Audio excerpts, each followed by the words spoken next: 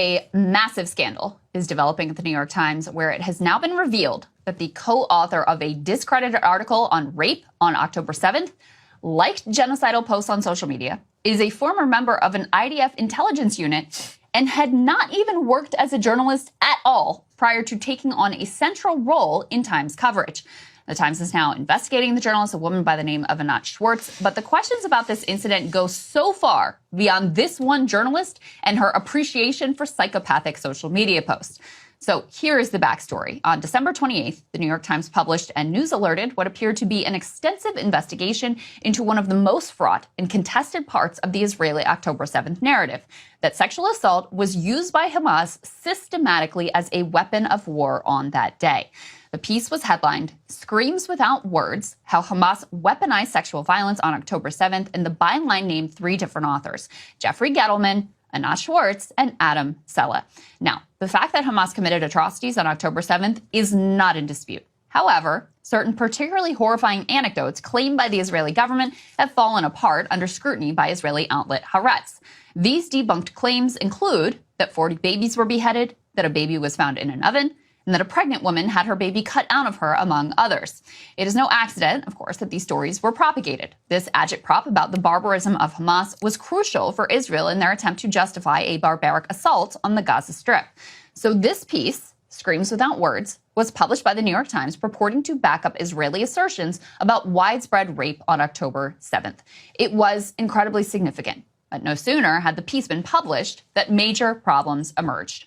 The family of a woman murdered by Hamas, who was presented as a central figure in the New York Times narrative about widespread rape, denounced the story in furious and unequivocal terms. They claimed that when the Times interviewed them about their murdered loved one, Gal Abdush, under false pretenses, the family said that they had no indication Gal had been raped, no evidence to support such claims, did not believe them to be true, and that they had no idea that the Times had planned to say that Gal had been raped. Multiple family members told the Israeli press that the media invented the story and demanded that they stop spreading lies. Gal's story comprised no less than 1/3 of the lengthy Times report. And that was really just the beginning of the problems with that report. Key witnesses were caught telling inconsistent stories to different news outlets. Screams Without Words had relied on the testimony of a volunteer with an ultra-Orthodox nonprofit called Zaka that had been caught fabricating some of the most visceral debunked anecdotes about October 7th, including that one about the 40 beheaded babies. And the Times itself, well, they appeared to lose confidence in the reporting. As our colleague Ryan Grimm, along with Daniel Boguslaw, reported for The Intercept, an episode of the New York Times flagship podcast, The Daily, had been planned to detail the reporting from the sexual assault piece, which had originally been much hyped by the New York Times newsroom. But as the quote-unquote reporting in the piece fell apart, the Times was left with a major dilemma about what to do. Should they ignore the problems, stand by their shoddy reporting, and push out the Daily episode as recorded? Should they edit the Daily episode and attempt to correct the record, add caveats, and effectively admit the problems with that original report? Or should they take the coward's way out and just shelve the episode entirely? Now, a responsible outlet would either correct the original story or retract it, given the serious journalistic failings that have been brought to light. But the Times chose to keep their propaganda piece as is, shelve the Daily episode, and hope that everyone just moved on. Incredibly, the lead author of that piece, Jeffrey Gettleman, was at great pains to explain that as a journalist, he did not see his job as providing evidence for his reporting claims. Take a listen. I don't want to even use the word evidence, because evidence is almost like a legal term that suggests you're trying to prove an allegation or prove a case in court. That's not my role. We all have our roles, and my role is to document, is to present information, is to give people a voice. So if this investigation didn't include evidence, what the hell are we doing here? But as if all of that wasn't wild enough, we are now learning some absolutely shocking things about the background of the second reporter on that piece, the aforementioned Anat Schwartz. Shout out to Z Squirrel for doing this digging online. First of all, on October 7th, Anat liked to post calling for Gaza to be turned into a slaughterhouse. This post was so overtly genocidal in its rhetoric that it was actually cited in South Africa's filing at The Hague. The post read in part, "One principle that needs to be abandoned today, proportionality. Need a disproportionate response. May Israel see what she is hiding in the basement. If all the captives are not returned immediately, turn the strip into a slaughterhouse. If a hair falls from their head, execute security prisoners, violate any norm on the way to victory. The Post goes on to explain, quote, those in front of us are human animals. Anat also apparently liked a post about that 40 beheaded babies lie, and another one calling for an effective propaganda operation to equate Hamas with ISIS. Love for our journalists to be out here explicitly advocating for propaganda campaigns. This is completely insane. If a journalist had liked similarly genocidal post calling for Israel to be turned into a slaughterhouse, it would be a national scandal. The entire New York Times leadership would be dragged in front of congressional hearings and summarily fired. In fact, the New York Times forced out a prominent staff writer who was not involved in Israel-Palestine coverage simply for signing a letter opposing Israel's genocide in Gaza. The International Court of Justice, of course, has now agreed that it is in fact plausible Israel is committing genocide. Now, after Anat's posts were exposed, she locked down her Twitter account, deleted most of her history before returning.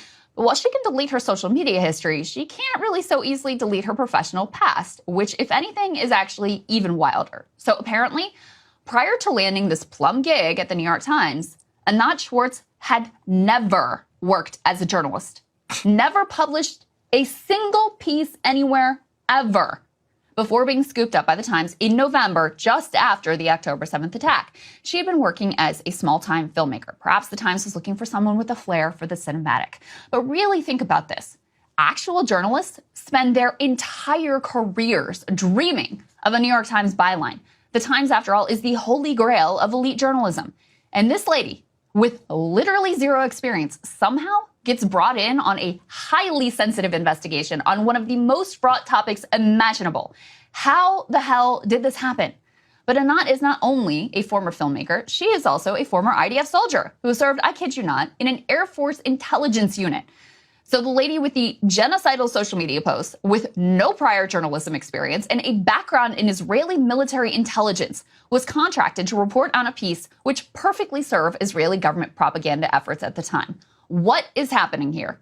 Ryan, of course, has been doing great reporting as usual. He's got it from several sources. The Times is parting ways with Anat. It's already been reported she is under investigation.